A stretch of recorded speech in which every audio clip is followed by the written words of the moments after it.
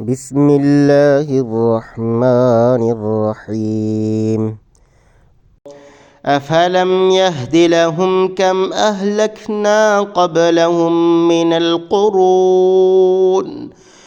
القرون يمشون في مساكنهم إن في ذلك لآيات لأولي النهى۔ افلم کیا پھر نہیں، یہدی رہنمائی کی، لہم ان کی، کم کہ کتنی ہی، اہلکنا ہلاک کی ہم نے، قبلہم ان سے پہلے، من القرون بستیاں، یمشون وہ چلتے پھرتے ہیں، فی مساکنہم ان کے گھروں میں، ان یقیناً بے شک، فی ذالک اس میں، لآیات البتہ نشانیاں ہیں، لِأُولِي النُّہَیٰ عقل والوں کے لیے۔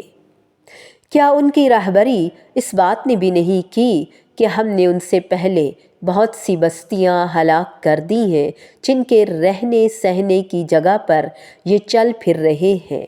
یقیناً اس میں عقل مندوں کے لیے بہت سی نشانیاں ہیں۔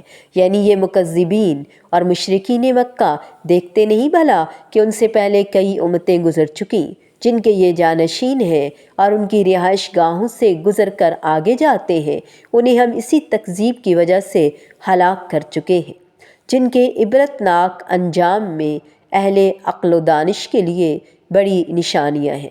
لیکن یہ اہل مکہ ان سے آنکھیں بند کیے ہوئے انہی کی روش اپنائے ہوئے ہیں۔ اگر اللہ تعالیٰ نے پہلے سے ہی یہ فیصلہ نہ کیا ہوتا کہ وہ اتمام حجت کے بغیر اور اس مدت کے آنے سے پہلے جو مہلت کے لیے کسی قوم کو عطا فرماتا ہے، کسی کو ہلاک نہیں کرتا، تو فوراً انہیں عذاب الہی آ چمٹتا اور یہ ہلاکت سے دوچار ہو چکے ہوتے۔ مطلب یہ ہے کہ تکذیب رسالت کے باوجود اگر ان پر اب تک عذاب نہیں آیا تو یہ ہرگز نہ سمجھیں کہ آئندہ بھی نہیں آئے گا، بلکہ ابھی ان کو اللہ تعالیٰ کی طرف سے مہلت ملی ہوئی ہے، جیسا کہ وہ ہر قوم کو مہلت دیتا ہے۔ مہلت عمل ختم ہو جانے کے بعد ان کو عذاب الہی سے بچانے والا کوئی بھی نہ ہوگا۔ یہ بات ہم نے کبھی ذہن میں رکھی ہے؟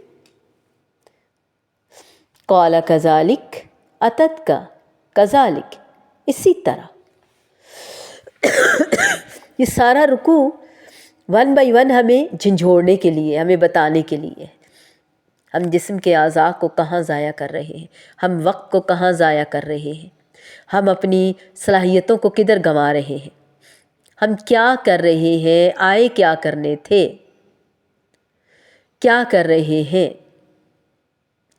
یہ نبی کریم صلی اللہ علیہ وآلہ وسلم کا فرمان سب سے زیادہ معتبر ہے، جو آپ نے حضرت عبداللہ بن بسر رضی اللہ تعالیٰ عنہ کے متعلق فرمایا۔ آپ نے فرمایا یہ لڑکا ایک قرن زندہ رہے گا تو وہ 100 سال زندہ رہا۔ مزید یہ کہ عبداللہ بن بسر رضی اللہ تعالیٰ عنہ کہتے ہیں کہ میں نے عرض کی یا رسول اللہ میرے ماں باپ آپ پر قربان جائیں، قرن کتنا ہوتا ہے؟ فرمایا 100 سال۔ فرمایا میں 95 برس جی چکا ہوں۔ رسول اللہ کی بات پوری ہونے میں 5 برس رہ گئے ہیں۔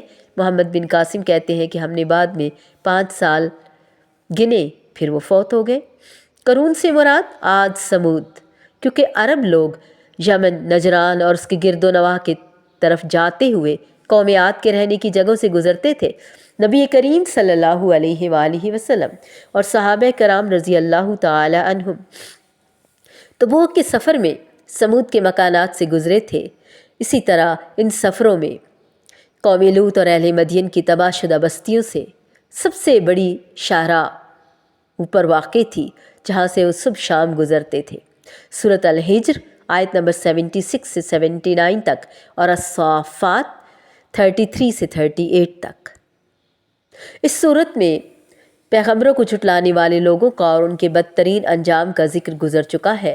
حق یہ تھا کہ اہل عرب تاریخ سے سبق حاصل کرتے، کفر و شرک سے ہمیشہ کے لیے باز آ جاتے، مگر وہ اپنی سرکشی پر ڈٹے رہے، جمے رہے۔ اس لیے بطور تعجب فرمایا کہ کیا اس بات نے ان کی رہنمائی نہیں کی کہ ہم نے ان سے پہلے کتنی ہی قوموں کو ہلاک کر ڈالا جن کے رہنے کی جگہوں میں یہ چلتے پھرتے ہیں، جنہیں دیکھنے سے صاف نظر آتا ہے کہ وہ لوگ قد و قامت، صنعت و زراعت، قوت و مہارت، ان تمام باتوں میں ان سے بہت زیادہ ترقی یافتہ تھے۔ تو مدائن صالح، اہرام مصر اور دیگر آثار قدیمہ شاہد ہیں، گواہ ہے اس بات کے کہ اس قوت کے لوگ پھر پیدا ہی نہیں ہوئے۔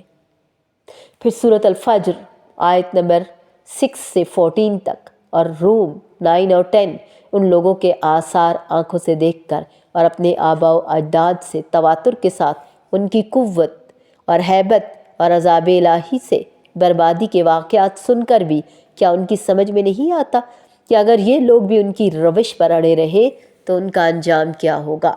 ان فی ذالک لآیات لأولی النہیٰ، عقل مندوں کے لیے اس میں نشانیاں ہیں، عظیم نشانیاں ہیں۔ عقل ادھر لڑائیں گے تو یہ نشانیاں نظر آئیں گی نا۔ أفلم يهد لهم كم أهلكنا قبلهم من القرون يمشون في مساكنهم إن في ذلك لآيات لأولي النهى